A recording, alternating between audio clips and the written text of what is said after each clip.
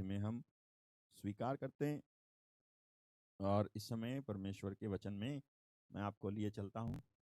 Hallelujah. Okay, आज जब मैं प्रार्थना कर रहा था तो प्रभु ने मुझे एक बात आपको बताने के लिए दी और वो है डिसेप्शन। डिसेप्शन यानी धोखा।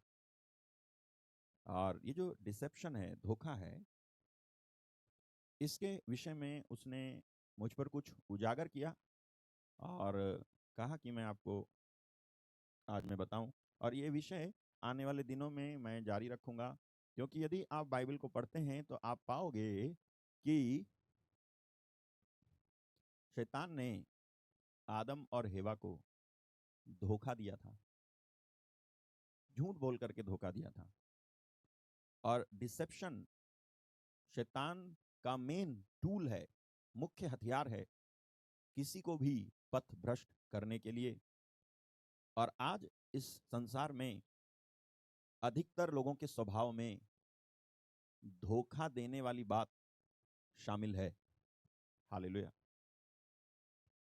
लोग जो है विवाह करते हैं और एक दूसरे का साथ निभाने की कसम खाते हैं और उसके बाद वो क्या करते हैं? धोखा दे देते हैं एक दूसरे को। उनके लिए खाई हुई वो कसम, वो वायदे, वो चीज उनके लिए कोई महत्व नहीं रखती है। धोखा दे देते हैं, वो एक दूसरे को धोखा दे देते हैं। ये धोखा जो है ना, शैतान का मुख्य टूल है, हथियार है, जिसका इस्तेमाल करता है वो।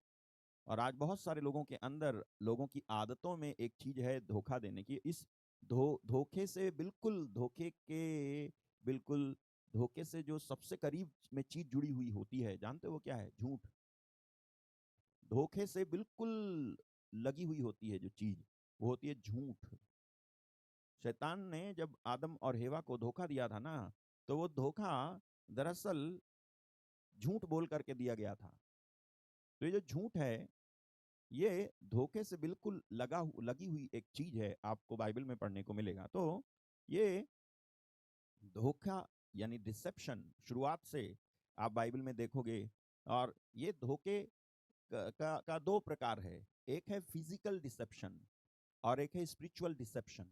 एक है भौतिक, जिसको जिस्मानी भी हम बोल सकते हैं, जिसको स्पष्टता से दिया जाने वाला धोखा बोल सकते हैं, इसको हम बोलते हैं फिजिकल डिसेप्शन। और दूसरा है स्पिरिचुअल डिसेप्शन यानी आत्मिक रीति का धोखा।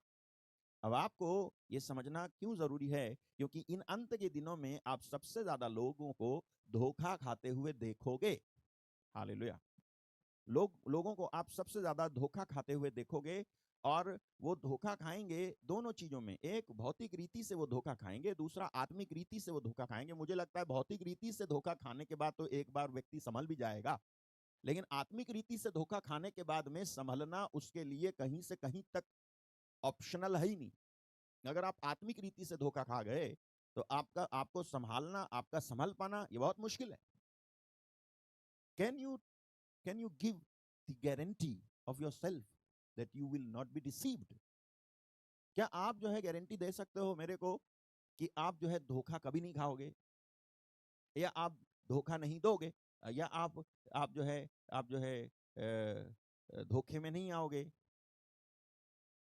आप जरा सोचो, यीशु मसीह के साथ में रहने वाला यहूदा इस्करियोती, जो यीशु मसीह का 12 चेलों में से एक चेला था, उसकी गिनती 12 चेलों में थी। वो एक ऐसा चेला था जिस पर परमेश्वर के पुत्र ने भरोसा करके धन की थैली पकड़ाई थी और उसे ट्रेजरर बना रखा था कि ये संभालेगा पैसे को। इसलिए नहीं पकड़ाई थी जानबूझकर कि प्रभु यीशु मसीह को उसके अंदर कुछ गड़बड़ी दिखाई दे रही थी। He was at first he was a loyal person. सबसे पहले हो ही नहीं सकता, देखो सुनो, हो ही नहीं सकता कि जिसे यीशु मसीह चुने उसमें कोई खराबी हो। और हो ही नहीं सकता अगर यीशु मसीह किसी को चुने और उसमें कोई खराबी हो तो यीशु मसीह के साथ रह करके उसकी खराबियां दूर ना हो। तो यीशु मसीह ने जब 12 को चुना था, ये चेला, 12वां चेला ये जो था यहूदा इस्करियोती, इसमें कोई खराबी नहीं थी। ये बिल्कुल सच्चा था, पक्का था, अच्छा था, बेईमान नहीं था। जो कुछ आप उसके बारे में देखते हो, जो कुछ आप पाते हो, वो बाद की बात है जब उससे प्रलोभन हुआ था और जब वो उसको उसको शैतान ने धोखा दिया और वो धोखे में पड़ जाता है। उसके बाद जब वो यीशु मसीह को धोखा देता है, उसके बाद जो कुछ लिखा गया उसके आधार पर आज आप और मैं जानते हैं कि यहूदा इस्करियोती जो धोखेबाज निकला। लेकिन सबसे पहले जब यीशु मसीह ने उसको बुलाया था तो वो धोखेबाज नहीं था, वो ईमानदार व्यक्ति था, इसलिए तो उसको जो है ट्रेजरर बनाया था। ऐसे बेईमान को कौन सा कंपनी का अधिकारी जो है ट्रेजरर बनाएगा? मतलब पैसा रखने के लिए उसको देंगे क्या? आप जो बेईमान है, ये जानते हुए कि बेईमान है, आप क्यों दोगे रखने के लिए? यीशु मसीह क्यों देंगे यहूदा इस्करियोती को, ये जानते हुए कि ये जो है बेईमान आदमी? वो बेईमान बाद में हुआ था, वो पहले बेईमान नहीं था। पहले वो ट्रस्टवर्दी था, एक ऐसा व्यक्ति था जो अच्छा था, ठीक था। तो आप देखो यीशु मसीह के साथ रहने के बावजूद यहूदा इस्करियोती जो है शैतान के द्वारा धोखे में आता है। उसे धोखा और वो धोखे में ऐसा आता है कि वो शुरुआत कैसे करता है? वो पहले धन जो जो थैली थी उसमें से वो निकालता रहता था, ऐसा बाइबल में लिखा हुआ है। वो उस धन वाली पैसे वाली थैली में से निकाल लेता था, बाइबल कहती है। और इस तरह से उसको एक टाइटल मिल गया कि वो चोर है, राइट? यीशु मसीह उस पर भरोसा करते थे, लेकिन वो उसमें से पैसा निकाल करके यीशु मसीह को धोखा देता था। और उसके बाद में वो उसके धोखे का लेवल बढ़ जाता है और वो जो है जो कुछ उसके पास इकट्ठा धन था उसके अतिरिक्त वो और चाहता है और वो अपने ही गुरु का सौदा 30 सिक्कों में कर लेता है। 30 सिक्के जो कि उस जमाने में 1 महीने की मजदूरी मानी जाती थी, उतने के लिए वो लालच में आ जाता है और वो अपने गुरु यीशु मसीह का सौदा कर लेता है। और आप पढ़ते हो, आप जानते हो कि यहूदा इस्करियोती ने यीशु मसीह को धोखा दिया। ही डिसीव्ड क्राइस्ट। उसने यीशु मसीह को धोखा दिया और यीशु मसीह जान गए थे कि ये धोखा दे रहा है मेरे को, इसलिए कह भी दिया क्या तू चुंबन देकर के मेरे को पकड़वाता है। कुल मिलाकर के जब मैंने ये कहा क्या आप अपनी गारंटी दे सकते हो इस मामले में? डिसेप्शन, धोखा शैतान का मुख्य टूल है, हथियार है वो उसका। और उस हथियार के द्वारा वो कई लोगों को बरगलाता है, भटकाता है, बैकस्लाइड करता है। और इसीलिए आपको बाइबल में 9 वरदानों में से एक वरदान के बारे में पढ़ने को मिलेगा। उस वरदान का नाम है डिसर्निंग ऑफ द स्पिरिट्स, यानी आत्माओं को परखने का वरदान। जब ये वरदान आपके अंदर आएगा तभी जाकर के आप धोखा देने वाली स्पिरिट्स को जो आप में या किसी और में काम कर रही है आसानी से समझ पाओगे और बच पाओगे। और इस समय में, जिस समय में आपसे बात कर रहा हूं 2024 में और आने वाले सालों में, ठीक है, इन दिनों में, इन सालों में आपको धोखाधड़ी, धोखा फिजिकली और स्पिरिचुअली बढ़ता हुआ दिखाई देगा। हालेलुया। और यदि आप जो है स्पिरिचुअली स्ट्रांग नहीं है, मैं क्यों कहता हूं इन दिनों में कह रहा हूं कि आत्मिक रीति से स्ट्रांग बनो, बाइबल पढ़ो, संगति करो, वचन मत छोड़ो, एक भी दिन मत छोड़ो, और जो है प्रार्थना करो, व्यक्तिगत रूप से भी प्रार्थना करो। आपको नहीं मालूम है कि शैतान कितने ताकतवर तरीके से आजकल लोगों पर आक्रमण कर रहा है, जिसके बारे में कल जो है बहन कल्पना बता रही थी। प्रभु के एक दास जो मर गया था और जो जी उठा, और उसके बाद वो कुछ बताता है, उसको परमेश्वर ने 5 पॉइंट्स ऑफ मैसेज दिए, मतलब 5 पॉइंट का मैसेज। उसको बोला 5 मैं पॉइंट देता हूँ, यही तेरा मैसेज होगा, यही सब जगह प्रचार करना। और उसमें से एक पॉइंट उसने जो यीशु मसीह ने उसको बताया था वो ये था, सेटन इज अ पावरफुल एडवर्सरी। शैतान एक सामर्थी दुश्मन है तुम्हारा और उससे तुम सामर्थ्य रहित होकर के लड़ नहीं सकते। हालेलुया। आप सामर्थ्य रहित हो, आप लड़ नहीं सकते उससे। आप कहोगे क्या मतलब भाई? मैं आपको बताता हूं क्या मतलब।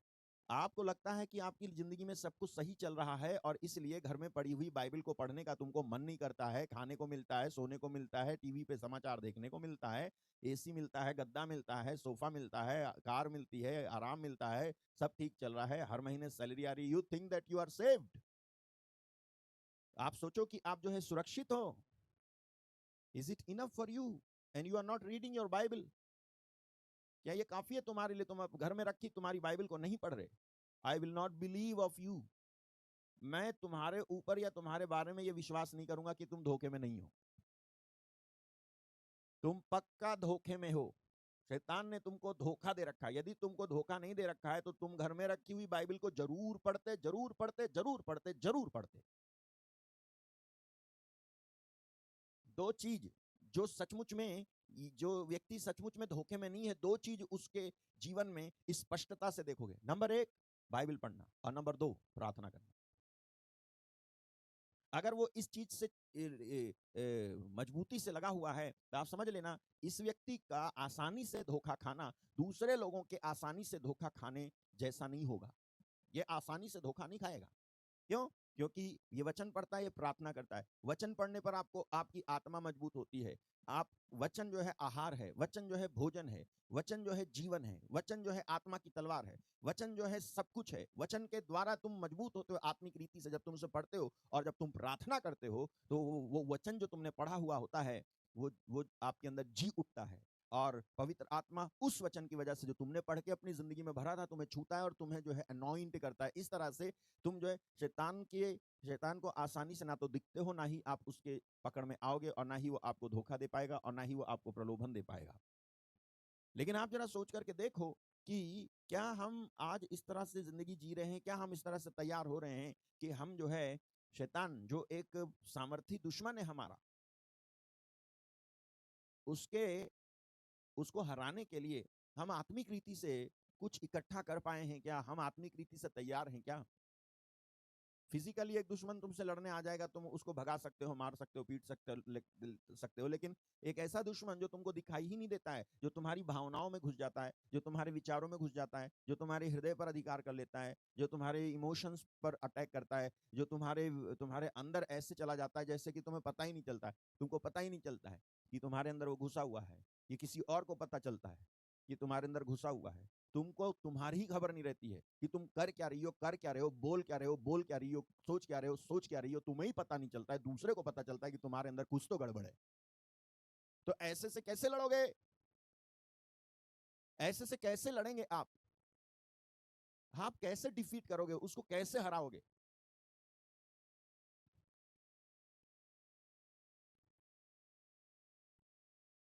जैसे आज आज आप बता रहे थे, तो समझने वाले के लिए इशारा काफी है, इशारा दूंगा मैं, ठीक है, पूरी बात नहीं बताऊंगा। सुनो, ये एक व्यक्ति है जो महंगाई से जूझ रहा है, एक व्यक्ति है जो देख रहा है कि ये इतना अन्याय हो रहा है, ये है तमाशा, वो है तमाशा, लेकिन जब चुनाव का वक्त आता है तो ना चाहते हुए भी उसी को वोट कर देता है जिसको वो वोट करना ही नहीं चाहता है, क्योंकि उसने तुमको ऐसा फंसाया है कि मुझे नहीं दोगे तो इधर मरोगे, और अगर इधर दोगे तो मैं मार दूंगा। तो मजबूरी में क्या करूंगा? मैं मजबूरी में यही करता हूँ, और हर साल मैं ऐसे ही करता रहता हूँ, और मैं शिकायत भी करता हूँ, मैं बड़बड़ाता भी हूँ, मैं कहता भी हूँ कि ये गलत है, मैं जानता हूँ कि ये गलत है, लेकिन फिर भी बटन दबाता हूँ जाके वही वाला। ऐसे ही शैतान ने हमको बांध रखा है, धोखे में रख रखा है, हम ना चाहते हुए भी उसके फंदे में पड़े हुए हैं। वो हमारा सब कुछ बिगाड़ता रहता है, और आप और हम उसका कुछ नहीं बिगाड़ पाते। मालूम है क्यों? क्योंकि हम जो है आत्मिक रीति से जिस तरह से तैयार होना चाहिए एक व्यक्ति को, उस तरह से वो तैयार नहीं है, उस तरह से वो तैयार हो ही नहीं रहा है। वो सुनता रहता लेकिन समझता नहीं है।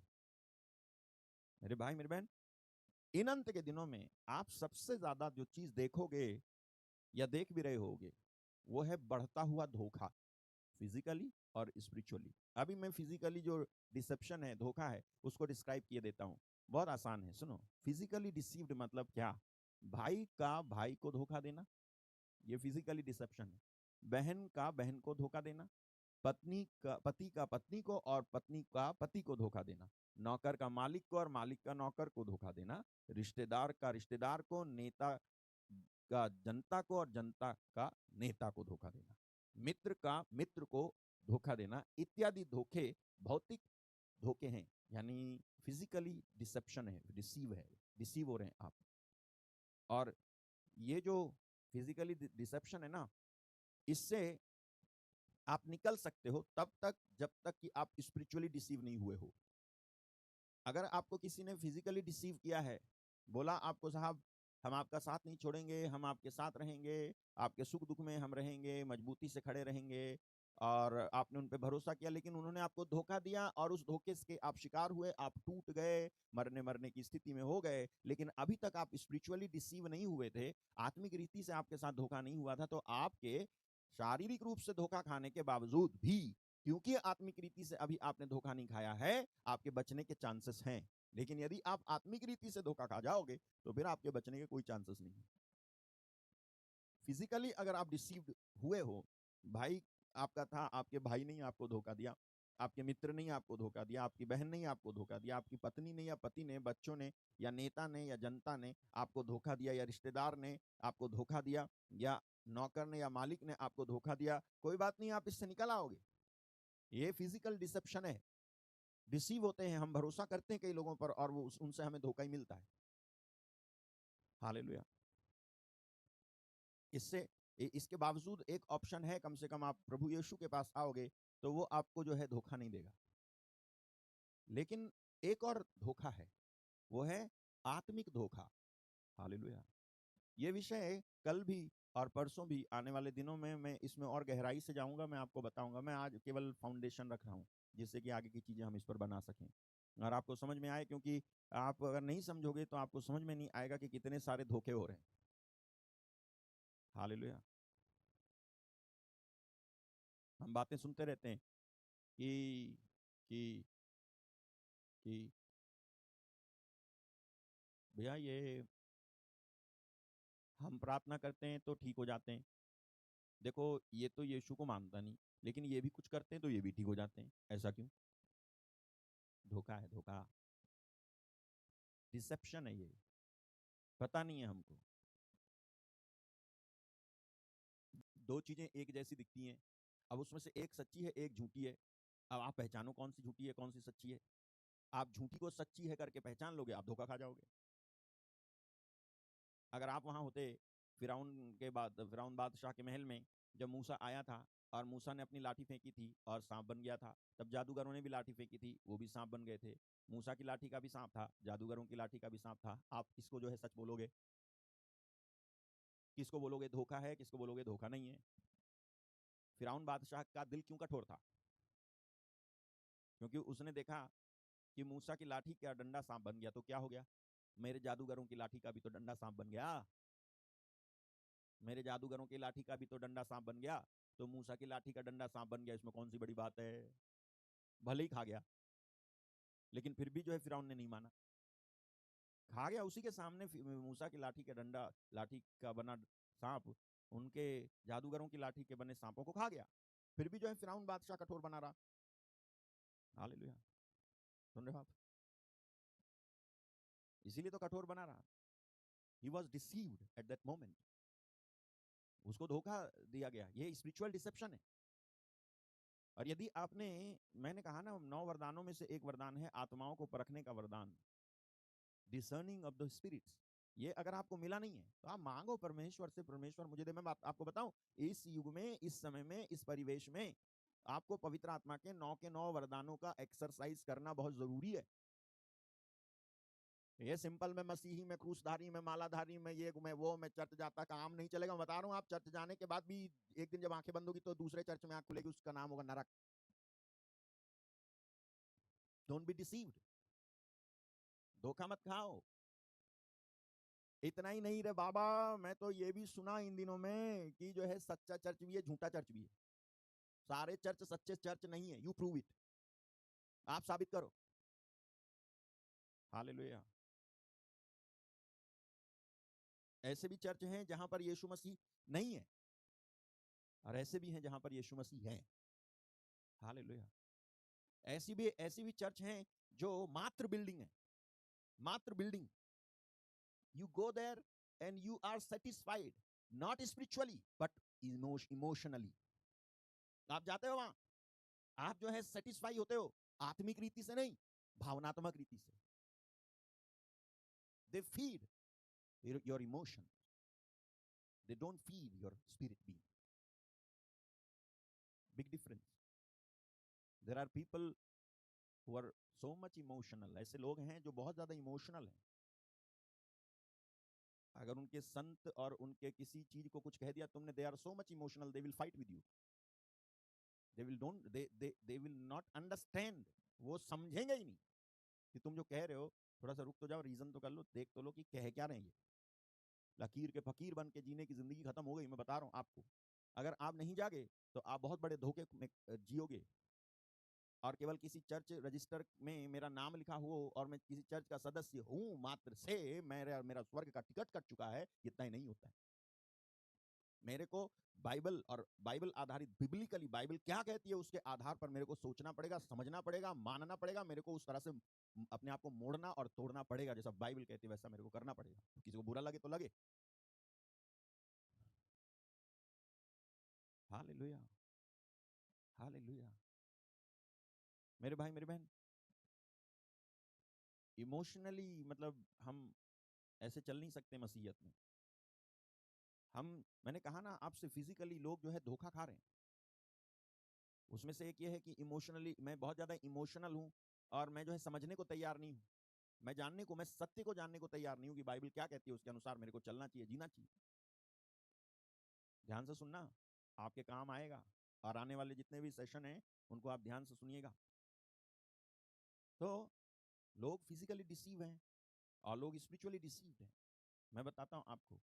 और मैंने आपको बोला कि अगर आप फिजिकली डिसीव्ड हैं तो आप खतरे में नहीं हो, लेकिन यदि आप स्पिरिचुअली डिसीव्ड हो तब तो आप बहुत बड़े खतरे में हो।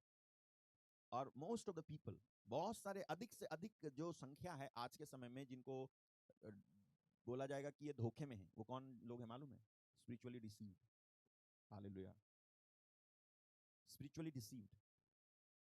आप जरा इस पर सोचो कि आज रात आपकी मृत्यु हो जाती है, ऐसी सोच लो, है ना। आज रात आपकी डेथ हो गई और आपकी आंख खुलती है प्रभु यीशु मसीह के सामने, और प्रभु यीशु मसीह के सामने आप खड़े हो और प्रभु यीशु मसीह आपसे, और आप पहली बार देखोगे उनको। आपने धरती पे तो कभी उनके दर्शन किए नहीं है, सपने में कभी देखा हो तो देखा हो, लेकिन असली में आप जब देखोगे उनको और वो आपके सामने खड़े और वो आपसे कहें कि मैं तेरे को जानता नहीं हूं, तू कौन है, तो आपके आश्चर्य की सीमा नहीं रहेगी। आप कहोगे प्रभु ऐसे कैसे कह रहे हो, आप मेरे को नहीं जानते। मेरा नाम है मार्टिन, मैं तो जो है वचन सुनाता था, प्रार्थना करता था, बाइबल पढ़ता था, सिखाता था लोगों को, और आप कह रहे हो मेरे को नहीं जानते। ऐसे कैसे कह रहे हो आप, मैं तो आपको जानता हूँ। तो वो कहेंगे नहीं नहीं, मैं तेरे को नहीं जानता हूँ। तो आपको नेक्स्ट आपके मन में क्या आएगा जब इस दुनिया का रचनाकार प्रभु यीशु मसीह, जिसके शब्द से सब कुछ बना, वही अगर आपसे कहे कि मैं तेरे को जानता ही नहीं हूं, या मेरा तेरे साथ कोई लेना देना नहीं है, या तू कौन है, इस तरह की बात जब आप अपने कान से उसी के मुंह से सुनोगे जिसको आप धरती पर प्रभु प्रभु प्रभु कहा करते थे, तो आपके मन में अगला सवाल क्या आएगा? मुझे लगता है कि पूरे पूरे पूरा जो डर है ना, भयानक डर, वो आपके अंदर समा जाएगा। क्योंकि जब वो नहीं पहचानता तो आप किधर जाओगे? यहां से जाने के बाद ये उम्मीद थी कि आप स्वर्ग जाओगे, लेकिन वहां जाने के बाद वो उम्मीद ही खत्म हो गई। वो कह रहे हैं कि मैं तो तेरे को जानता ही नहीं हूं। तो आपकी अगली उम्मीद क्या होगी? नरक की तो होगी। और यदि आप नरक चले जाओगे और वो भी हमेशा के लिए चले जाओगे और वहां से निकल नहीं पाओगे, तो वहां की यातनाएं तो असहनीय हैं। वहां के बारे में तो कोई यहाँ बात ही नहीं करता है। वहां के बारे में, नरक के बारे में तो कोई ज्यादा यहाँ सोचता ही नहीं है। सारे तो सोचे पड़े ना, मरने के बाद तो हम स्वर्ग ही जाएंगे। जरा सोच के देखो कि अगर आप, इफ यू मिस हेवन, यदि आप स्वर्ग मिस कर देते हो, स्वर्ग में नहीं जाइए। यहाँ पर कहना आसान है क्योंकि अभी तक आप गए नहीं हो। अरे हाँ, जहां जाना होगा चले जाएंगे, अरे नरक मिलेगा नरक में चले जाएंगे, लेकिन आप गए नहीं हो ना। ये कुछ ऐसी बात है जैसे मैं आपके सामने आग जला दूं और कहूं, तुम कह रहे थे ना कि आग आग में भी हाथ डाल दूंगा मैं, अब डाल मैंने जला दी, डाल, तो डालोगे नहीं ना। तो कहना अलग होता है और करना अलग होता है। लेकिन वहां पर, यहाँ पर कह रहे हो, वहां पर आप भले ही करना ना चाहोगे, लेकिन कोई स्वर्गदूत उठा करके आपको जबरन जो है नरक में घुसेड़ देगा, डाल देगा। वहां पर ना चाहते हुए भी आप जो है इच्छा के विरुद्ध जाकर के गिर जाओगे उस अग्नि में, जो कभी बुझती नहीं है और जहां पर के कीड़े कभी मरते नहीं है। पूरी जिंदगी मैंने यहाँ पर जो है भक्ति, प्रार्थना, आराधना की, और वहां पर प्रभु ने कह दिया मेरे से कि मैं तेरे को जानता ही नहीं। तो क्या कर रहा था मैं नीचे धरती पे? कर क्या रहे थे हम? धोखा, धोखे में जी रहे थे। इतना बड़ा धोखा कैसे हो गया मेरे साथ में? हालेलुया, है इतना बड़ा धोखा और मेरे को पता ही नहीं है। हालेलुया, इतना बड़ा डिसेप्शन, मैं इतने बड़े धोखे में जी रहा हूं और मेरी बुद्धि क्यों नहीं खुल रही है? हालेलुया। अगर आपको इस दुनिया पर आने वाली विपत्ति का सपना भी आ जाए ना, सपना, तो भी आप जो है हफ्ते भर डिस्टर्ब रहोगे। मैं बता रहा हूं आपको, हफ्ते भर आपके दिमाग में घूमेगा कि ये क्या देखा मैंने, है भैया। हफ्ते भर एक सपना आ जाए ना, और सपना आता है तो वो जो है ऐसे ही लगता है जैसे सच में हकीकत है। वो जब तक हकीकत लगता है, जब तक आपकी आंख नहीं खुलती है, तब थोड़ी तसल्ली मिलती है, अच्छा सपना था। अगर वो सपना ना हो और वो हकीकत ही हो, तब तो आपका कोई चांस ही नहीं है। मेरा और आपका तो कोई चांस ही नहीं है। लेकिन आपको मैं बता रहा हूं, अगर इस दुनिया पर आने वाली आफत और विपत्ति का सपना आ जाए, अगर आपको सपने में भी परमेश्वर नरक दिखा दे कि कितना भयानक है, तो आप उसे भूलोगे नहीं, आप वहां कभी नहीं जाना चाहोगे। प्रभु के दास बेनीहीन बताते हैं कि मैंने सपना देखा, सपने में मैंने देखा कि बहुत बड़ी लाइन लगी है, और वो लाइन में वो भी लगे हुए हैं, और वहां पर एक एंजल बैठा हुआ है और सबसे पूछ रहा है कि हाँ भाई, तुमने ये किया है, अच्छा तुमने ये किया है, you are dismiss, you are not qualified, तो क्वालिफाई नहीं है, तो जा यहाँ से। और वो कहता है नहीं नहीं सर प्लीज, सर मैंने, सर ऐसा नहीं, प्लीज आप मुझे इस बार क्षमा कर दीजिए प्लीज सर। और उसको घसीट के स्वर्गदूत ले जाता है, उसको घसीट के ले जाता है और उसे फेंक देता है नरक में। और ऐसे ऐसे लाइन बढ़ती आ रही आगे आगे, जैसे जैसे बेनीहीन पीछे से आगे आ रहे थे, तो वो सोच रहे थे व्हाट अबाउट मी, मैं, मेरा क्या होने वाला है, मेरा क्या होने वाला है। तो कहते हैं मेरे आगे एक व्यक्ति खड़ा था, और वो कहते हैं मैं उसे जानता हूँ इस धरती पे, मैं उसे जानता हूँ इस धरती पे, और वो भी जो है बहुत अच्छा है इस धरती पे, लेकिन स्वर्गदूत उससे कहता है यू आर नॉट क्वालिफाइड, तू जो है योग्य नहीं ठहरा परमेश्वर की नजर में, जो चला जा। और जैसी मेरी बारी आई, मेरी आंख खुल गई, और मैंने अपने आप को बिस्तर में पसीने पसीने पाया, और रात के 2 बज रहे थे, उठ करके मैं प्रार्थना करने लगा कि परमेश्वर मैं कभी नरक नहीं जाना चाहता हूँ, मैं तेरे योग्य जिंदगी बिताऊंगा, मैं कभी भी जो है तेरे विरुद्ध और तेरे विपरीत नहीं जीऊंगा। I am sorry whatever I have done. माफी मांगने लगे, पता नहीं कुछ किया था कि नहीं किया था, लेकिन इतना डर भर गया कि अगर मैंने जाने अनजाने में भी कोई गुनाह किया है तो मुझे माफ कर दे, मुझे नहीं जाना। आप जरा सोचो, अगर अगर आप किसी ऐसे धोखे में हो, आपको याद है वो औरत, समारी औरत, कुएं पे पानी भरने आई थी, और वहां पर यीशु मसीह से मुलाकात होती है। वो औरत कितने बड़े धोखे में थी, और वो यहूदी कितने बड़े धोखे में थे, याद है।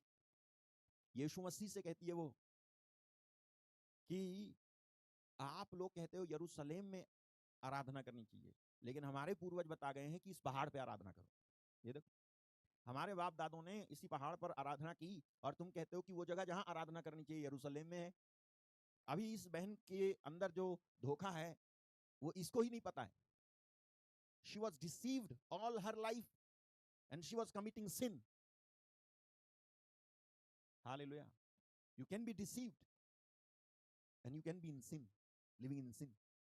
आप धोखे में हो सकते हैं, और आप जो है गुनाह करते करते जियोगे। ये पूरी जिंदगी भर धोखे में थी।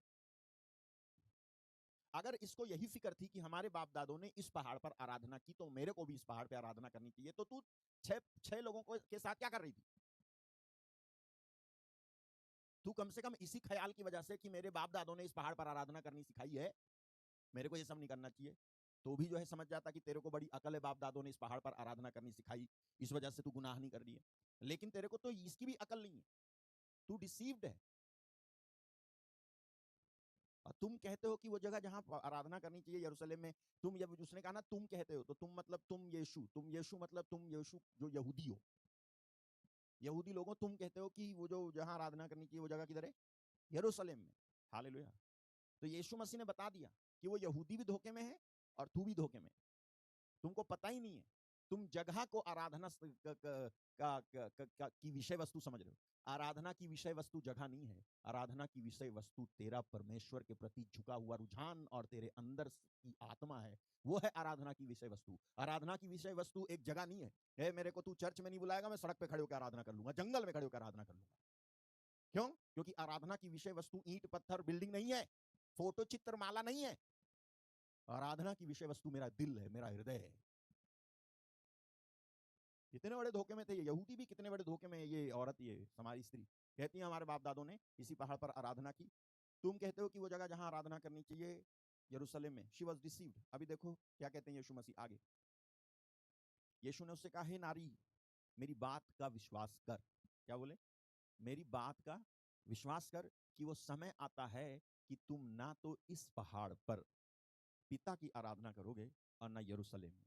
फिर आगे, तुम जिसे नहीं जानते उसकी आराधना करते हो, और हम जिसे जानते हैं उसकी आराधना करते हैं, क्योंकि उद्धार यहूदियों में से है। आगे, परंतु वह समय आता है, वरन अब भी है, वो समय आता है जब सच्चे आराधक आत्मा और सच्चाई से आराधना करेंगे, वरन वो समय अब भी है जिसमें सच्चे भक्त पिता की आराधना आत्मा और सच्चाई से करेंगे, क्योंकि पिता अपने लिए ऐसे ही आराधकों को ढूंढता है। अब मेरे को बता दो कि ये औरत और वो यहूदी लोग जो है धोखे में थे कि नहीं थे? हालेलुया। यीशु मसीह के विषय में कोई रिकॉर्ड मेरे को दिखा दो जिसमें वो यहूदियों के सभागृह में जाकर के प्रार्थना कर रहे थे। वो शिक्षा जरूर दे रहे थे, लेकिन वो प्रार्थना सभागृह के अंदर नहीं कर रहे थे, वो प्रार्थना करते थे गतसमनी बारी में जाके। क्या उस जंगल में उनका बाप उनसे मिलने नहीं आता था? चर्च अच्छी जगह है, मैं नहीं कह रहा चर्च मत जाओ, कभी लगा दो जाकर के 1 2 3 4 5 6 7 8 9 10 11 12। है बात समझ में?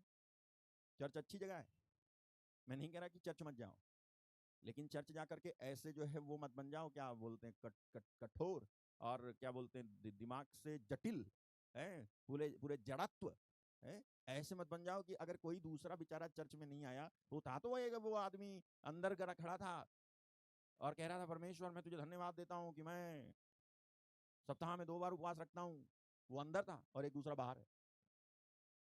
अरे भैया, तू अंदर है तो तू अंदर रहे, और जो अंदर जिसके लिए गया है उसका नाम लेना। तू मेरे बाहर खड़ा हूं, मेरे को काहे के लिए तू अंदर याद कर रहा है? अगर तुझे जो है सच में भक्ति सूझ रही है, प्रार्थना सूझ रही है, तो तू जो है बाहर वाले के बारे में अंदर जाके क्यों सोच रहा है? अरे जिसके लिए अंदर गया उसको याद करना। नहीं, वो उसको याद नहीं कर रहा था जिसके लिए, जिस परमेश्वर के लिए अंदर गया था, वो तो उसको याद कर रहा था, जो नाकेदार और पापी जो बाहर खड़ा है, जो हिम्मत नहीं कर रहा है कि मैं भी अंदर जाऊं, जो खतना रहित है, जिसको धर्म की सुध नहीं है, जिसको कुछ नहीं आता, जिसको बस छाती पीट पीट के ये कहना आया कि हे परमेश्वर मुझ पापी पर रहम कर, और परमेश्वर का रहम उसके ऊपर हो गया। और ये साहब जो अंदर जो है उसको याद कर रहे थे, अपने से भी गए और परमेश्वर से भी गए, इसके ऊपर कोई दया नहीं। तो ऐसे हम जो है जटिल ना हो जाएं, ऐसे हम जो है ऐसे ना हो जाएं कि आजकल जटिल है लोग। सिर पे दुपट्टा नहीं डाला तुमने, प्रार्थना की, तुम्हारी नहीं सुनी जाएगी। तो जाना कैथरीन कुलमन के सिर पे दुपट्टा डलवाता ना, कहां गया था तू बच्चे?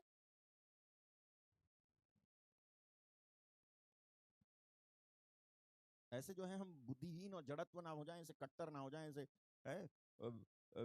इनको विश्राम दिन मनाने की सुधि है, इनको जो है वो सब्बात मनाने की तो सुधि है, लेकिन सब्बात के दिन किसी की भलाई हो रही है तो उसकी निंदा कर रहे हैं। किसी सूखे हाथ वाले का हाथ सीधा कर रहा है यीशु मसीह, इनको अपना सब्बात लेके मारे जा रही है।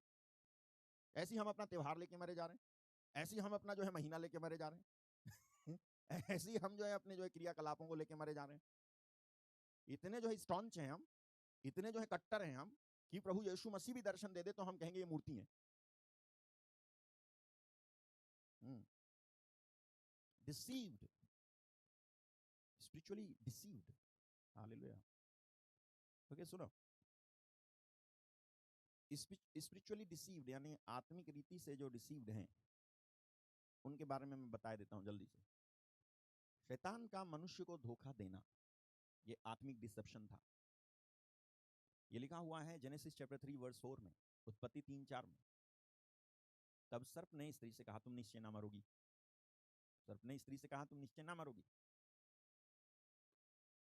सच कह रहा था ये, यह धोखा दे रहा था कि तुम नहीं मरोगे। परमेश्वर ने कहा था जिस दिन तू उस पेड़ का फल खाएगा ना, उसी दिन मर जाएगा, और ये कह रहा है कि तुम नहीं मरोगे। जिस दिन तू उसका फल खाएगा उसी दिन अवश्य मर जाएगा। और ये यहाँ पे 3:4 में कहता है शैतान स्त्री से कि तुम निश्चय ना मरोगे। ये स्पिरिचुअल डिसेप्शन था उस समय तक, जिस समय तक आदम और हेवा ने फल को खाया नहीं था, छुआ नहीं था, उस समय तक ये आत्मिक स्थिति में जीवित थे, आत्मिक थे ये लोग। और जैसे ही इन्होंने इस सांप की बात मान के वो फल खा लिया, वैसे ही ये आत्मिक धोखे के शिकार होते हैं, और जो कुछ इसने कहा था वो सब पलट गया, झूठ निकला, और इन्होंने पाया कि ये मर चुके हैं। हालेलुया। दूसरा आत्मिक धोखा, याकूब का एसाव को धोखा देना। इसके विषय में उत्पत्ति 27:36 में, जेनेसिस चैप्टर 27 वर्स 36 में पढ़ोगे आप। क्या उसने कहा, क्या उसका याकूब यथार्थ नहीं रखा गया? Hallelujah, thank you Jesus. क्या यहाँ लिखा है, या क्या उसका नाम याकूब यथार्थ नहीं रखा गया? And he said, is not he rightly named Jacob? What means, what is the meaning of Jacob? Hallelujah. Jacob का मतलब है चालाकी से दूसरे का स्थान हथिया लेने वाला। याकूब का मतलब है धोखेबाज। याकूब नाम का मतलब है धोखेबाज। कई लोगों का नाम होगा याकूब।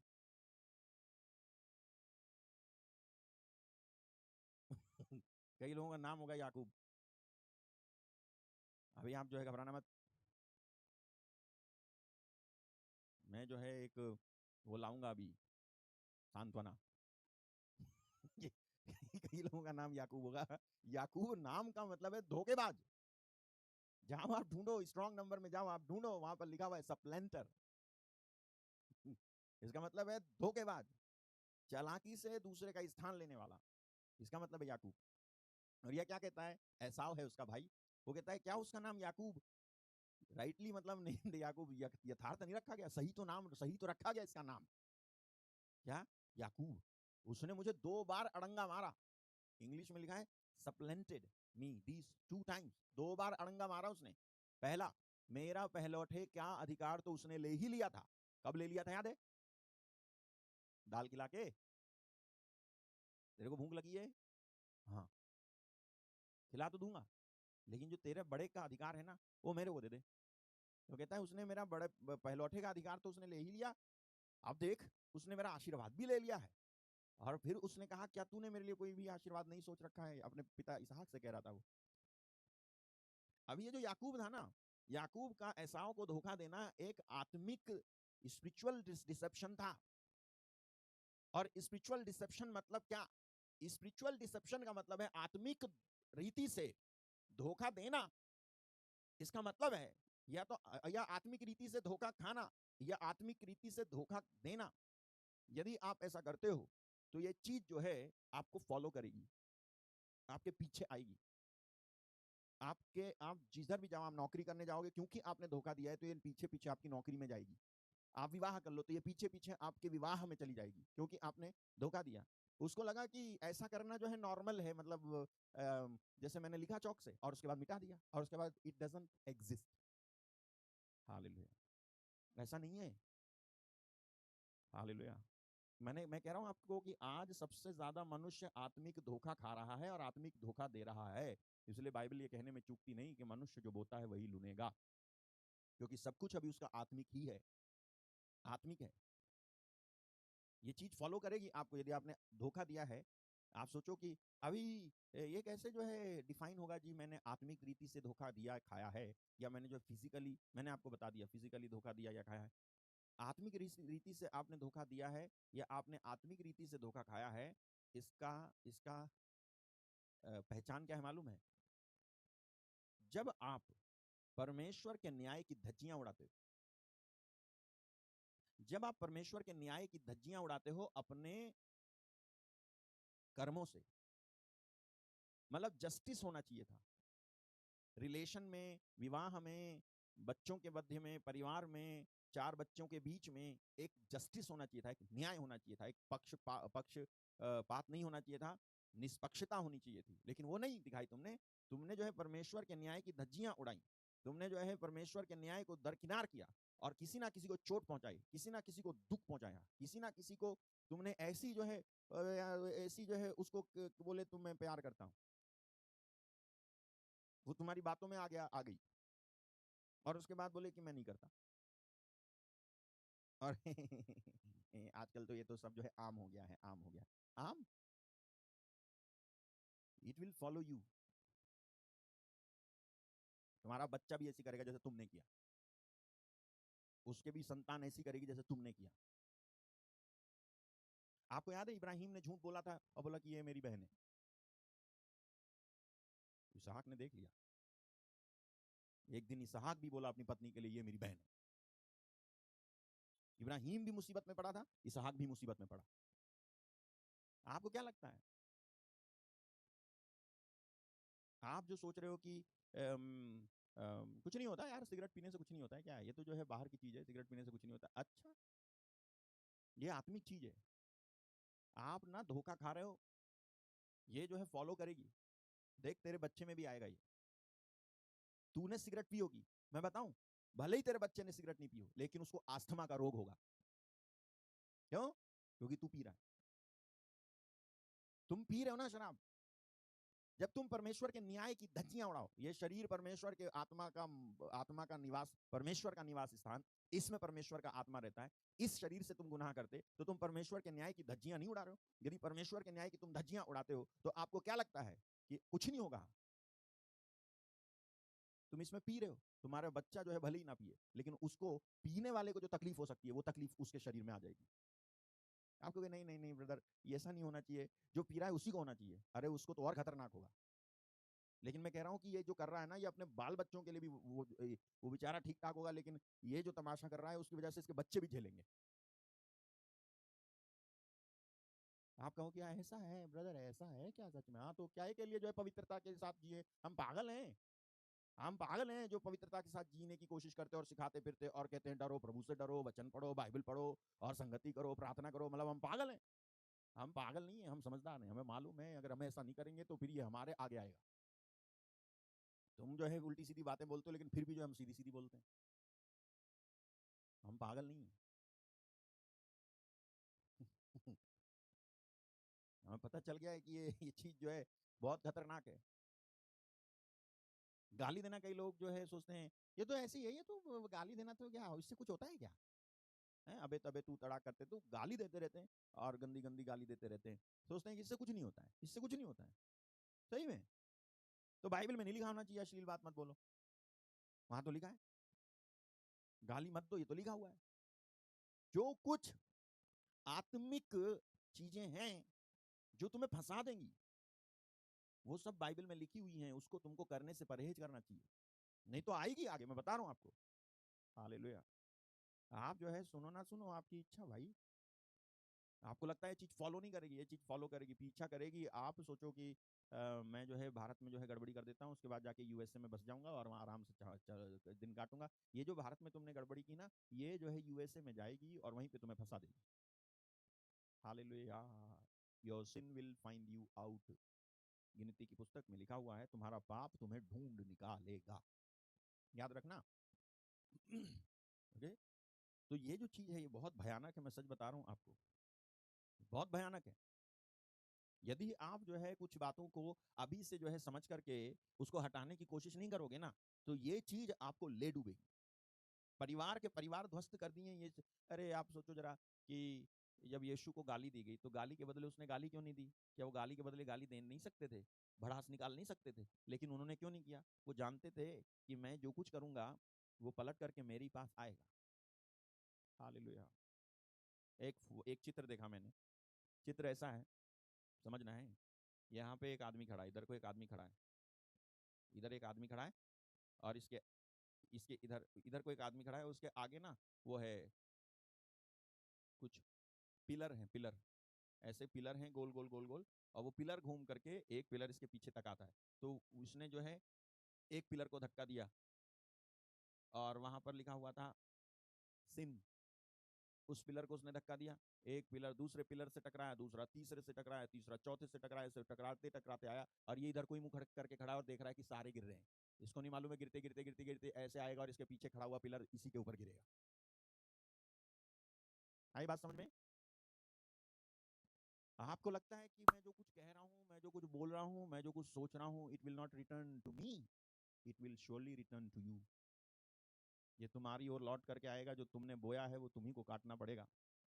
तुम शायद अपने बच्चों को भी कटवाओ, तुम तो काटोगे ही काटोगे, लेकिन तुम्हारे बच्चे भी काटेंगे। इसीलिए जो है बहुत सतर्कता से जीने का वक्त आ गया है। मैं आपको बता रहा हूँ, धोखा ना कहाँ है। याकूब का एसाव को धोखा देना आत्मिक बात थी। अब याकूब ने एसाव को धोखा दिया, अब भाग के किधर गया? अपने मामा लबान गया। मामा जी ने याकूब को धोखा दिया। कैसे? उसकी दो बेटियां थी, एक का नाम था लिया, एक का नाम था राहेल। प्यार याकूब कर रहा था राहेल से, लेकिन जब शादी की बात आई तो उसने कहा हाँ शादी कर दूंगा मैं, तो उसकी शादी कर दी मामा ने। जब शादी कर दी तो शादी कर दी और पता चला कि वो राहेल नहीं थी, ये तो ले आए। अब जो है वहां पर लड़ाई हो गई। याकूब कहता है तूने ऐसा क्यों किया, तूने ऐसा क्यों किया, तूने ऐसा क्यों किया, क्यों जो है तूने मेरे साथ ऐसा किया। वो वहां पर ये बात कह करके याकूब को शांत कर देता है कि कोई बात नहीं, अगर कर दिया है तो इसको भी रख ले, और तू और जो है यहाँ पर मेरी सेवा करेगा तो मैं दूसरी वाली यानी राहेल के लिए भी को भी जो है तुझे दे दूंगा। और उसने और ज्यादा सेवा की, तब जाके उसे राहेल मिली। तो वो राहेल से ज्यादा प्यार करता था, लेया से प्यार नहीं करता था, क्योंकि लेया को जबरदस्ती चेप दिया था मामा ने। अब वो कहता है कि मेरे साथ ऐसा क्यों किया, लेकिन उसे याद नहीं आ रहा है कि उसने भी तो किया था। आत्मिक चीज थी याकूब का अपने ही भाई को धोखा देना। आपको मालूम है कैसे, मैं बता रहा हूं आपको, कैसे आप जानोगे कि आप आत्मिक धोखा दे रहे हो किसी को, या आप आत्मिक धोखे के शिकार हो।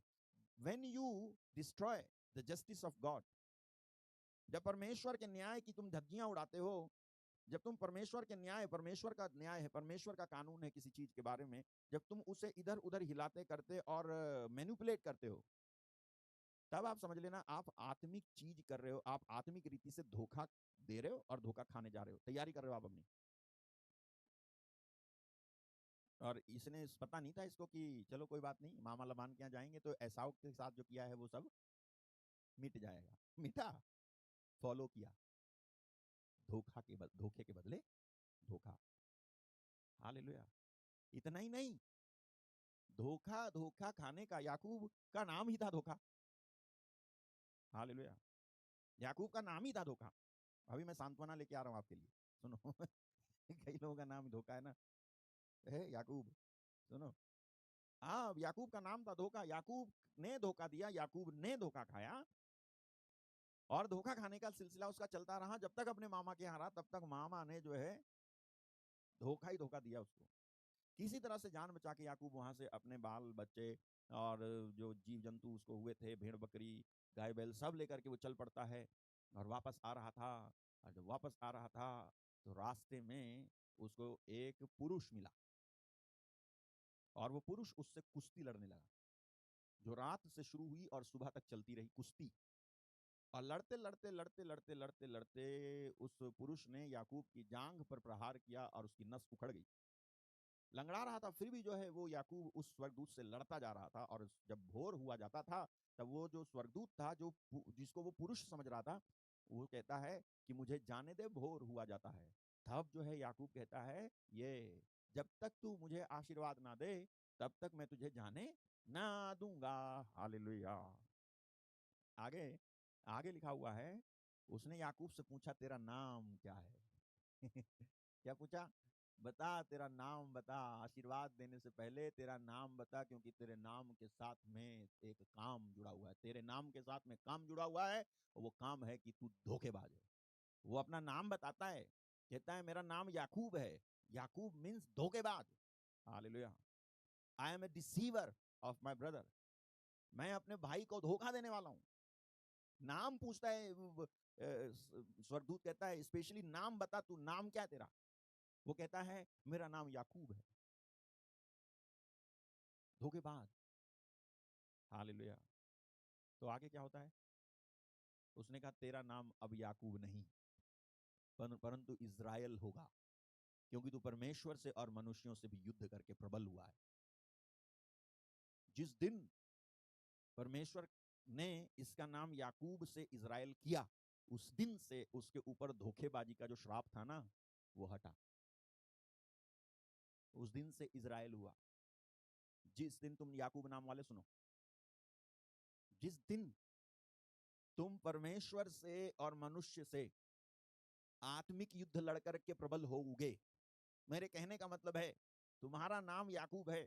अब ये जरूरी नहीं है जिनका नाम याकूब वही धोखेबाज, और बाकी जिनका नाम जो है दूसरा है वो धोखेबाज नहीं है।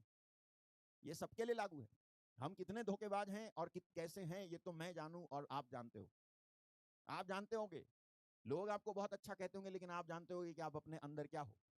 आप जानते होंगे कि आप कितने धोखेबाज हो, कितने झूठे हो। आप जानते होंगे, मुझे पता है आपको बाइबल में क्या लिखा हुआ है। कि परमेश्वर के आत्मा को छोड़ करके परमेश्वर का रहस्य कोई नहीं जानता है, इसी तरह से मनुष्य की आत्मा को छोड़ करके मनुष्य का रहस्य और कोई नहीं जानता है। इसमें है 1 कुरिन्थियन चैप्टर 2 में, जिस तरह से परमेश्वर की आत्मा परमेश्वर का रहस्य जानती है, ये देखो मनुष्य में से कौन किसी मनुष्य की बातें जानता है? केवल मनुष्य की आत्मा जो उसमें है। हाँ? जो मनुष्य की आत्मा मनुष्य में है वही जो है मनुष्य की बातें जानती है। तो आप जानते होगे अपने बारे में कि आप कितने बेकार हो, कितने अच्छे हो, कितने लापरवाह हो, कितने आलसी हो, कितने झूठे हो, कितने प्रार्थना में कम हो, कितने लालची हो, कितने जो है कंजूस हो। आप जानते होगे। तो आप क्या करो? अगर आप जानते हो कि मैं जो है ऐसा हूं, ऐसी हूं, तो जाओ और आत्मिक युद्ध लड़ो। भले ही जांघ में नस चढ़ जाए तो क्या, भले ही जो कमर में नस चढ़ जाए तो क्या, भले ही प्रार्थना करते करते तू बेहोश हो जा, भले ही शाम से सुबह हो जाए, लेकिन तू कर, क्योंकि तेरे नाम के साथ में जो श्राप जुड़ा है वो तब तक नहीं हटेगा जब तक स्वयं परमेश्वर आकर के इंटरफेयर ना करे और कहे कि तेरा आज से नाम ये नहीं, आज से नाम तेरा ये है। उस दिन से तेरे को आशीर्वाद मिलेगा। जैसे याकूब का नाम बदल करके इजराइल रखा तो उसे आशीर्वाद मिला। मेरे भाई मेरे बहन, उसका नाम था धोखेबाज। और धोखेबाज means you are just next to Satan. धोखेबाज का मतलब है शैतान धोखेबाज, तो तू भी धोखेबाज है, तो तू शैतान का बेटा या बेटी है। परमेश्वर ने कहा ना ना ना, आज से तेरा नाम याकूब नहीं, आज से तेरा नाम इजराइल होगा। हालेलुया। याकूब याद नहीं किया जाता है अब, इजराइल याद किया जाता है अब। Hallelujah, hallelujah, hallelujah.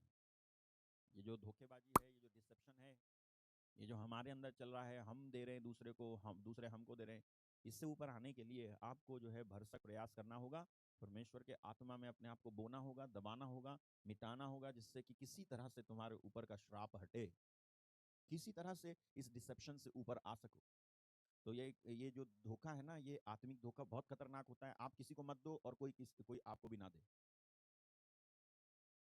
याकूब ने जो किया था वो बहुत दूर तक उसका पीछा करते करते गया था। हालेलुया। टाइम होने वाला है, मैं आपके लिए प्रार्थना करूंगा, मन तो कर रहा है और बताऊं आपको। एक और बता देता हूं, चलो। याकूब के पुत्रों का याकूब को ये कहना कि यूसुफ को कोई जंगली जानवर खा गया, जेनेसिस चैप्टर 37 वर्स 29 टू 35, ये आत्मिक धोखा था जो याकूब के ही बेटों ने याकूब को दिया। Hallelujah. Genesis chapter 37 verse 29। Reuben ने गड्ढे पर लौट कर क्या देखा कि यूसुफ गड्ढे में नहीं है, इसलिए उसने अपने वस्त्र फाड़े जल्दी जल्दी और अपने भाइयों के पास लौट कर कहने लगा, लड़का तो नहीं है, अब मैं किधर जाऊं। तब उन्होंने यूसुफ का अंगरखा लिया, एक बकरे को मार के उसके लहू में उसे डुबा दिया। उन्होंने उस रंग बिरंगे अंगरखे को, अंगरखा मतलब कुर्ता जो याकूब ने यूसुफ को दिया था, अंगरखे को अपने पिता के पास भेजकर कहला दिया, ये हमको मिला है, अतः देखकर पहचान ले ये तेरे पुत्र का अंगरखा है कि नहीं। उसने उसको पहचान लिया और कहा, हाँ ये मेरे पुत्र का अंगरखा है, किसी दुष्ट पशु ने उसे खा लिया, निसंदेह यूसुफ फाड़ डाला गया। आगे। तब याकूब ने अपने वस्त्र फाड़े, कमर में टाट लपेटा, अपने पुत्र के लिए बहुत दिनों तक विलाप करता रहा। उसके सब बेटे बेटियों ने उसको शांति देने का प्रयत्न किया, पर उसको शांति ना मिली। वो यही कहता रहा, मैं तो विलाप करता हुआ अपने पुत्र के पास अधोलोक में उतर जाऊंगा। इस प्रकार उसका पिता उसके लिए रोता ही रहा। बस ये विश्वास किसने करवाया याकूब को कि तुम्हारे पुत्र को एक जंगली जानवर खा गया।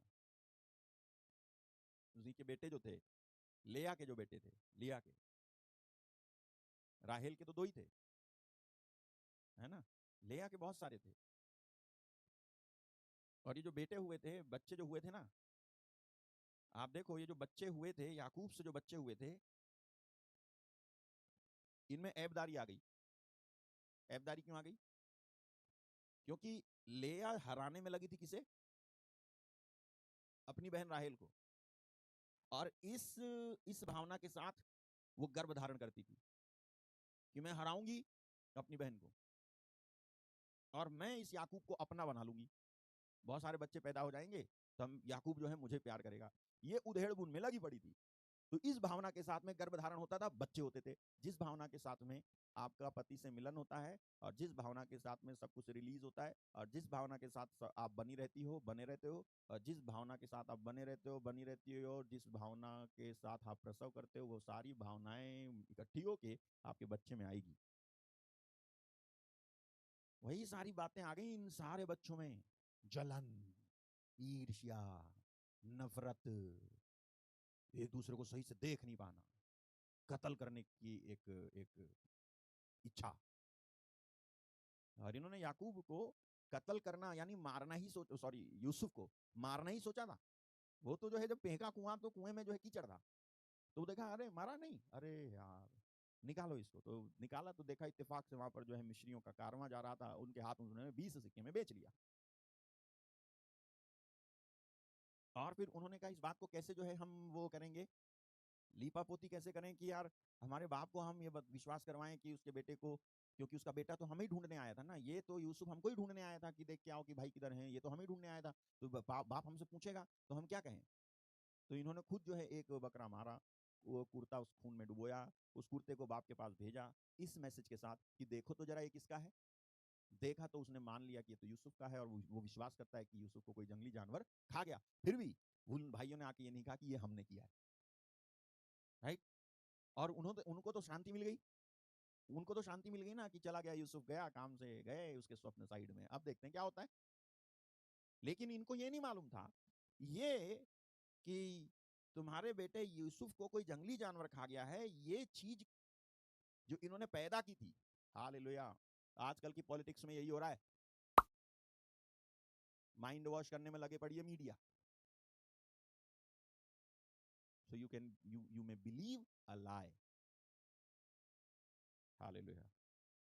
एक झूठ को इतनी बार बोलो, इतनी बार बोलो, इतनी बार बोलो, इतनी बार बोलो कि वो सच हो जाए। यू सी, मैं छोटा था तो फ्रिज में से मेरे को ये प्रॉब्लम है, मैं कुछ बता देता हूँ तो फिर ये जब इनके घर जाऊंगा तो ये वही करने लगते।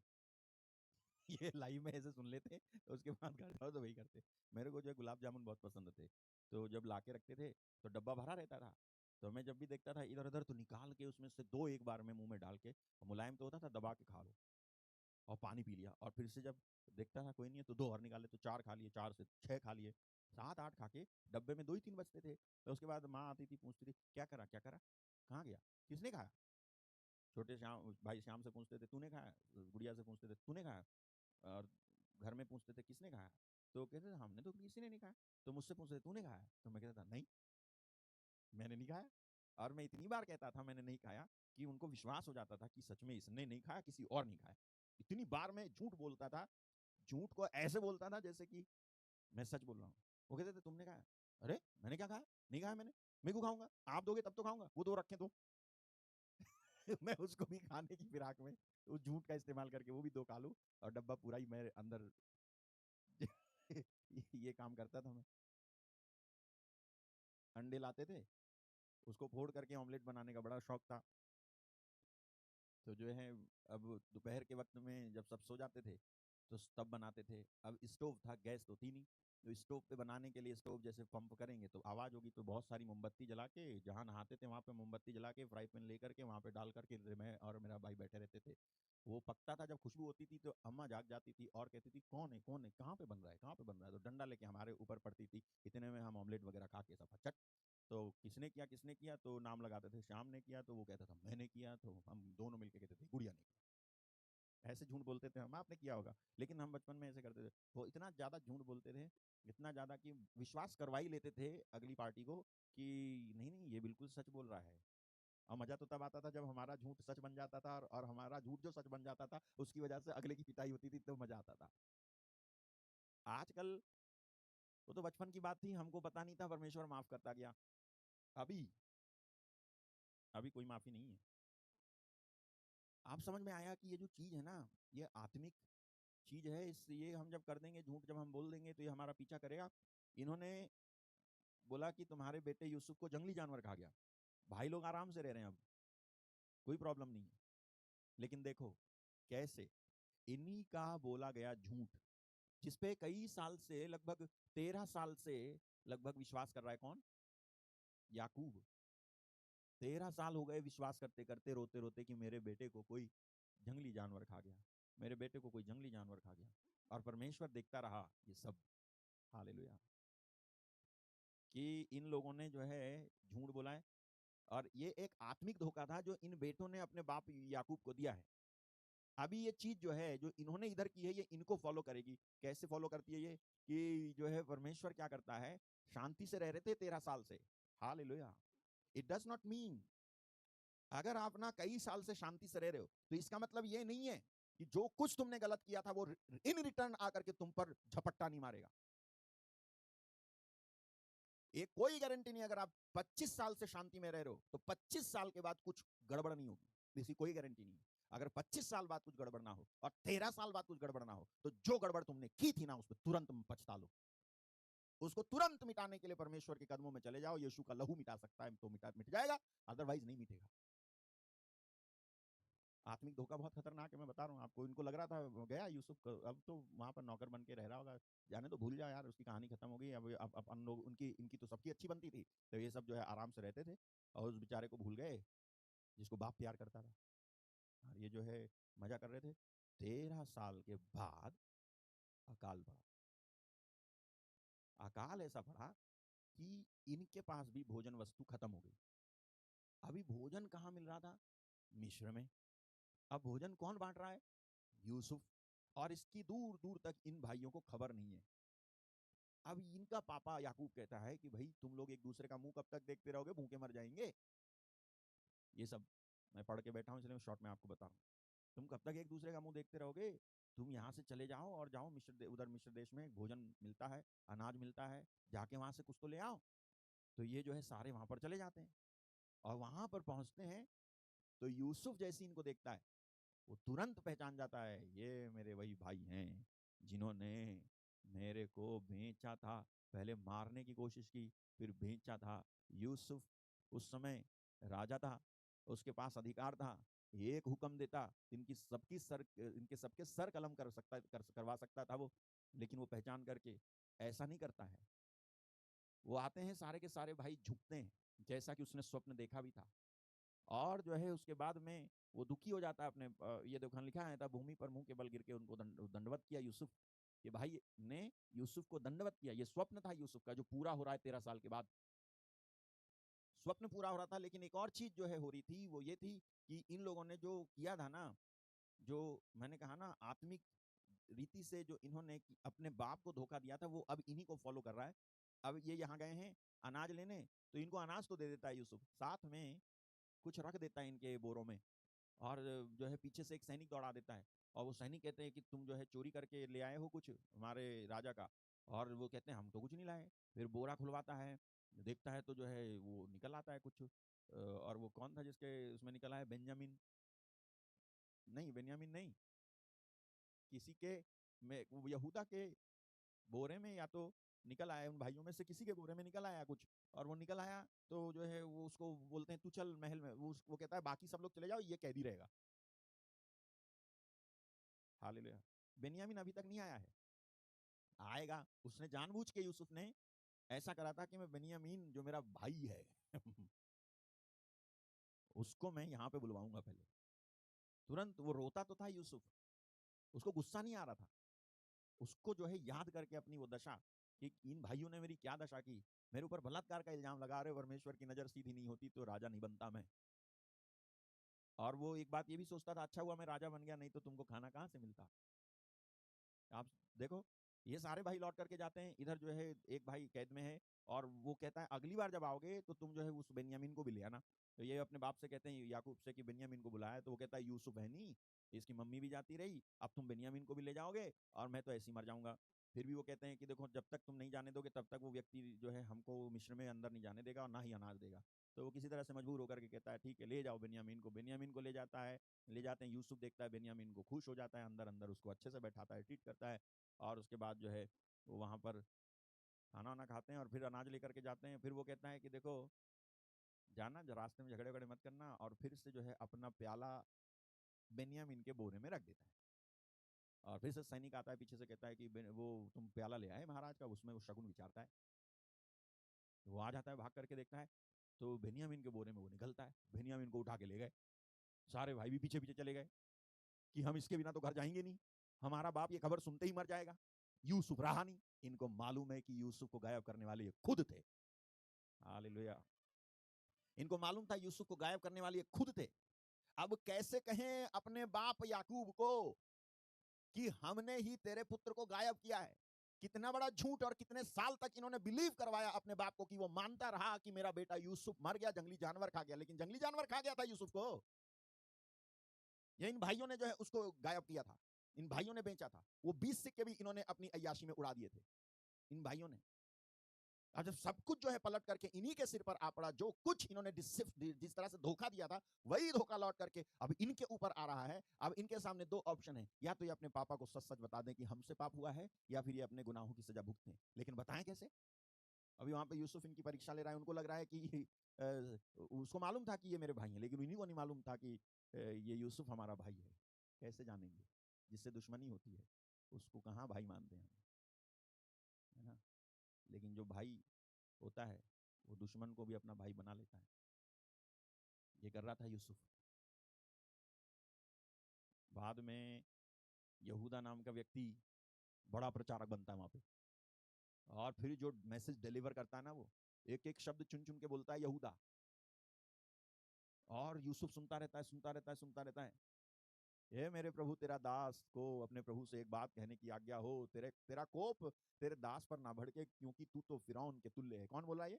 यहूदा यूसुफ से। आगे सुनो, मेरे प्रभु ने अपने दासों से पूछा था, क्या तुम्हारे पिता या भाई हैं? और हमने अपने प्रभु से कहा, हाँ हमारा बूढ़ा पिता है, उसके बुढ़ापे का एक छोटा सा बालक भी है, परंतु उसका भाई मर गया है, इसलिए वह अब अपनी माता का अकेला ही रह गया है। उसका पिता उससे स्नेह यानी प्रेम रखता है। हाँ, तब तूने अपने दासों से कहा था, उसको मेरे पास ले आओ जिससे मैं उसको देखूं। तब हमने अपने प्रभु से कहा था, वह लड़का अपने पिता को नहीं छोड़ सकता, नहीं तो उसका पिता मर जाएगा। हाँ, और तूने अपने दासों से कहा, यदि तुम्हारा छोटा भाई तुम्हारे संग ना आए तो तुम मेरे सम्मुख फिर ना आने पाओगे। इसलिए जब हम अपने पिता मेरे तेरे दास के पास गए, तब हमने उससे अपने प्रभु की बातें कही। तब हमारे पिता ने कहा, फिर जाकर हमारे लिए थोड़ी सी भोजन वस्तु मोल ले आओ। हमने कहा, हम नहीं जा सकते। हाँ, यदि हमारा छोटा भाई हमारे संग रहे तब हम जाएंगे, क्योंकि यदि हमारा छोटा भाई हमारे संग ना रहे तो हम उस पुरुष के सम्मुख ना जाने पाएंगे। तब तेरे दास मेरे पिता ने हमसे कहा, तुम तो जानते हो कि मेरी स्त्री यानी मेरी पत्नी से दो पुत्र उत्पन्न हुए थे। उनमें से एक तो मुझे छोड़ ही गया, और मैंने निश्चय कर लिया कि वो फाड़ डाला गया होगा। हालेलुया। याकूब की बात बता रहे हैं कि याकूब ने, हमारे बाप ने हमसे ऐसा ऐसा कहा, उनमें से एक तो मुझे छोड़ ही गया, मैंने निश्चय कर लिया कि वह फाड़ डाला गया होगा, तब से मैं उसका मुंह ना देख पाया। हाँ, अतः यदि इसको भी मेरी आंखों की आड़ में ले जाओ और कोई विपत्ति इस पर पड़े, तो तुम्हारे कारण मैं इस बुढ़ापे की अवस्था में शोक के साथ अधलोक में उतर जाऊंगा। इसलिए जब मैं अपने पिता तेरे दास के पास पहुंचूं और यह लड़का संग ना रहे, उसका प्राण जो इसी पर अटका रहता है। हाँ। इस कारण यह देख के कि लड़का नहीं है, वह तुरंत ही मर जाएगा। हालेलुया। ये बात सच बोल रहे थे, मैं मान सकता हूं इसको, क्योंकि जब पहले याकूब का प्यार किस पे सेंट्रलाइज था मालूम है? राहेल पर। फिर याकूब का, राहेल मर गई, फिर प्यार किस पे सेंट्रलाइज हो गया? यूसुफ पर। फिर यूसुफ जाता रहा, फिर किस पे प्यार सेंट्रलाइज हो गया उसका? बेन्यामीन पे। और इन्होंने देखा था, इन सब ने 13 साल से देखा कि जब से यूसुफ नहीं रहा, जब से इसकी माँ राहेल नहीं रही, तब से जो है ये जो याकूब था, ये इनसिक्योर हो गया था अपने उस बच्चे को लेकर के कि अगर इसे कुछ हो गया तो मैं कहीं का नहीं रहूंगा। उसका बहुत ख्याल रखता था, बेन्यामीन का। हालेलुया। और इसलिए कहते हैं कि अगर वो लड़के को नहीं देखेगा, वो तुरंत ही मर जाएगा, तुरंत ही। कैसा हो गया था याकूब? हालेलुया। कैसा हो गया था? एक, मैं कई बार सोचता हूँ, यार मैं जब बूढ़ा हो जाऊंगा तो कैसा हो जाऊंगा, फिर मेरे दिमाग में आता नहीं, मैं कभी बूढ़ा नहीं हूँ। कैसे हो जाओगे तुम? कैसे हो जाएगी तू? पता नहीं। मेरी प्रार्थना है बुढ़ापे से पहले उठाया जाना हो। आमीन। बुढ़ापे से बचना चाहते हो? हालेलुया। मैं प्रार्थना करता हूँ कि प्रभु यीशु मसीह की नॉलेज में बूढ़े हों, शरीर में नहीं। कैसा हो गया था याकूब? एक बच्चे के ऊपर प्राण अटके थे। हालेलुया। किसी व्यक्ति के ऊपर आपके प्राण अटके हैं शायद, किसी चीज पे आपकी आपकी जो है जान अटकी हुई है। हालेलुया। सोचो, याकूब तुरंत ही मर जाएगा, तब तेरे दासों के कारण तेरा दास हमारा पिता जो बुढ़ापे की अवस्था में है शोक के साथ अधोलोक में उतर जाएगा।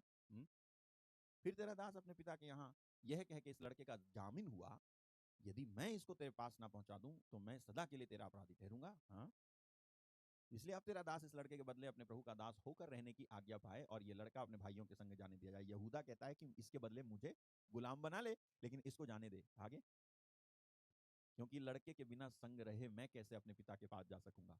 ऐसा ना हो कि मेरे पिता पर जो दुख पड़ेगा वह मुझे देखना पड़े। Hallelujah. Everything is returning.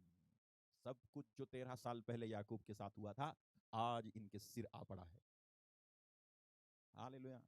Emotionally, physically, spiritually आज बड़ा ख्याल आ रहा है कि मेरे पिता पर जो दुख पड़ेगा वो मुझे देखना पड़ेगा का।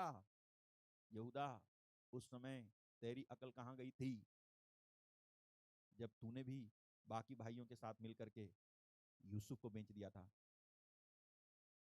और बाकी भाइयों के साथ मिलकर के उसके कुर्ते को एक जानवर के खून में कलर करके याकूब के पास पहुंचाया था। तब कहाँ गई थी अकल? आज ख्याल आ रहा है, क्योंकि इसलिए आ रहा है क्योंकि पहले हमने ये सोचा था कि जो कुछ हमने किया है इसके बदले में हमारे सामने कुछ भी नहीं आएगा, लेकिन अब आ गया है। अब मेरे को डर लग रहा है।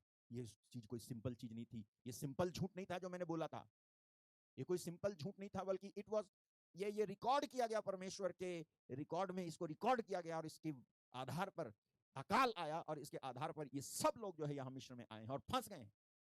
आगे चलो। तब यूसुफ उन सब के सामने जो उसके आसपास खड़े थे अपने को और रोक ना सका और पुकार के कहा, मेरे आसपास से सब लोग बाहर कर दो। भाइयों के सामने अपने को प्रकट करने के समय यूसुफ के संग और कोई ना रहा है, फिर तब वो चिल्ला चिल्ला कर रोने लगा और मिस्रियों ने सुना, फिरौन के घर के लोगों को भी इसका समाचार मिला क्या कि यूसुफ रोया। आगे। तब यूसुफ अपने भाइयों से कहने लगा, मैं यूसुफ हूं, क्या मेरा पिता अब तक जीवित है? इसका उत्तर उसके भाई ना दे सके क्योंकि वे उसके सामने घबरा गए थे। हालेलुया। आगे। यूसुफ ने अपने भाइयों से कहा, मेरे निकट आओ। ये सुनकर वे निकट गए। फिर उसने कहा, मैं तुम्हारा भाई यूसुफ हूं जिसको तुमने मिस्र आने वालों के हाथ बेच डाला था। आगे। अब तुम लोग मत पछताओ, तुमने जो मुझे यहाँ बेच डाला, इससे उदास मत हो, क्योंकि तुम परमेश्वर ने तुम्हारे प्राणों को बचाने के लिए मुझे तुम्हारे आगे भेज दिया है। आगे। क्योंकि अब 2 वर्ष इस देश में अकाल है, अब 5 वर्ष और ऐसे ही होंगे, उनमें ना तो हल चलेगा ना अन्न काटा जाएगा।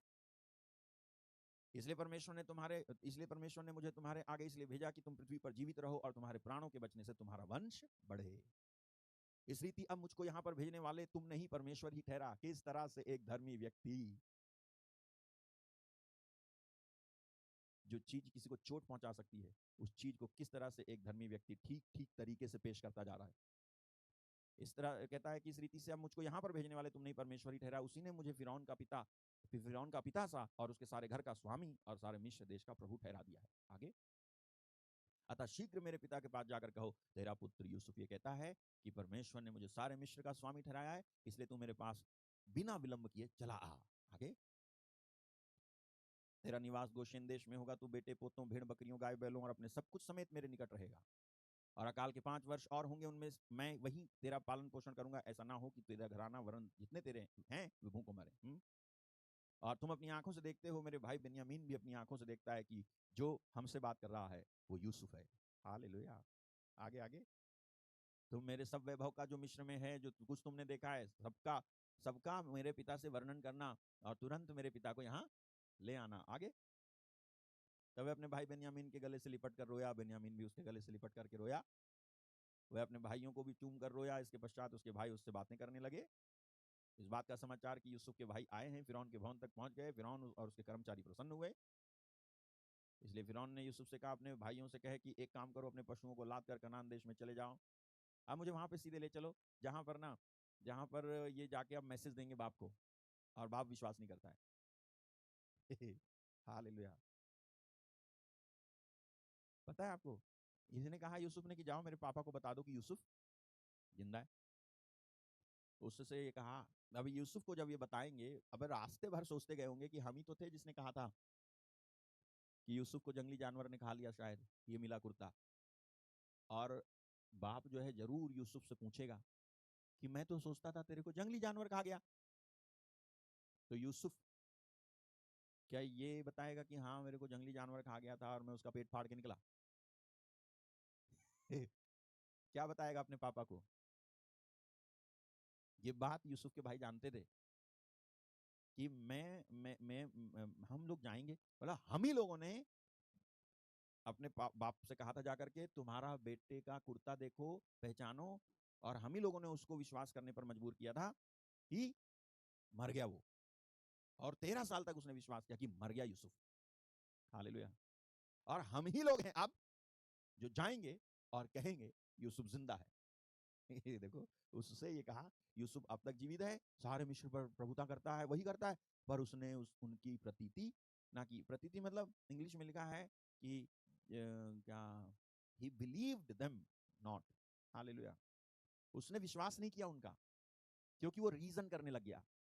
वो रीजन करने लग गया कि यार इन्होंने कहा था कि, अब ये कह रहे कि ऐसे कैसे हो सकता है। किसी तरह से जो है बहुत देर बाद वो विश्वास कर पाता है कि चलो यूसुफ जिंदा है। जब वो सारी बैलगाड़ियां, रथ सब देख लेता है कि ये मिस्र से आए हैं तुमको ले जाने के लिए, चलो यूसुफ जिंदा है तो चल के देख भी लेते हैं यूसुफ जिंदा है। वो चल के जाता है, देखता है यूसुफ जिंदा था, गले लिपट के रोता है बहुत देर तक अपने बेटे से।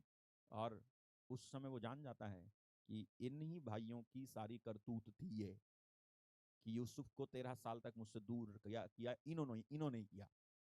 यूसुफ के ऊपर जो विपत्ति पड़ी उसके जिम्मेदार यही लोग हैं। भले ही जो है कुछ अच्छा हो गया है, लेकिन बुरा करने वाले यही लोग हैं। जो कुछ इन भाइयों ने किया था ना, आसान सी बात लगती है ना कि छोटा सा झूठ इन्होंने बोल दिया था कि देखो तुम्हारा बेटा मर गया। तो इन्होंने क्या करा था मालूम है? परमेश्वर के न्याय की धज्जी उड़ाई थी इन्होंने। जब कोई परमेश्वर के न्याय की धज्जियां उड़ाता है ना, तब वो व्यक्ति जो है, मैं सच बता रहा हूँ, उस व्यक्ति के ऊपर ऐसी बड़ी मुसीबत आएगी कि वो या तो वो संभलते संभलते संभल नहीं पाएगा, वो खत्म हो जाएगा। ऐसी बड़ी विपत्ति वो झेलेगा, वो जो परमेश्वर के न्याय की धज्जी उड़ाता है, चाहे कोई भी इस जगत के अंदर हो, चाहे कोई जो है बड़ा आदमी हो, छोटा आदमी हो, अगर आप परमेश्वर के न्याय की धज्जियां उड़ाते हो, परमेश्वर आपको हमको बख्शेगा नहीं। इन भाइयों से उदाहरण ले लो, वो तो यूसुफ ने माफ कर दिया, तब तो इनको ठीक है रहने को मिल गया। लेकिन अगर वो माफ नहीं करता, अगर वो भी इनके समान होकर के इनके समान होकर बदला लेता, तो सारे के सारे जान से मारे डाले जाते। केवल बिन्यामीन को बचा लेता और अपने बाप को बुला लेता। जो कुछ आप ना आत्मिक रीति से करते हो, जो आत्मिक रीति से आप धोखा देते हो ना एक दूसरे को, वो जो है रिटर्न होकर के आपके पास में आता है, आएगा। हमेशा याद रखना, आप इससे बच नहीं पाएंगे। इसलिए आत्मिक रीति से ना तो धोखा खाएं और ना धोखा दें। आत्मिक रीति से धोखा ना खाएं की इम्यूनिटी आपको दो चीजों से मिलेगी। नंबर 1 बाइबल पढ़ने से, और नंबर 2 प्रार्थना करने से। और जब आप बाइबल पढ़ोगे, प्रार्थना करोगे, तो तीसरी चीज आपके साथ होगी कि पवित्र आत्मा आपके ऊपर उतरेगा। और इस युग में ना तो आप धोखा दोगे किसी को, और ना आपको कोई धोखा दे सकेगा। हालेलुया।